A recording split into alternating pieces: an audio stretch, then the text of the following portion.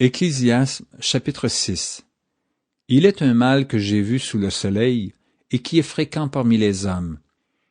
Il y a tel homme à qui Dieu a donné des richesses, des biens et de la gloire, et qui ne manque pour son âme de rien de ce qu'il désire, mais que Dieu ne laisse pas maître d'en jouir, car c'est un étranger qui en jouira. C'est là une vanité et un mal grave. Quand un homme aurait 100 fils, vivrait un grand nombre d'années, et que les jours de ces années se multiplieraient, si son âme ne s'est point rassasiée de bonheur, et si de plus il n'a point de sépulcre, je dis qu'un avorton est plus heureux que lui.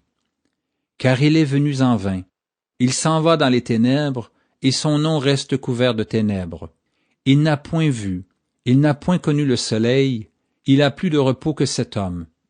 Et quand celui-ci vivrait 2 fois 1000 ans, sans jouir du bonheur, tout ne va-t-il pas dans un même lieu?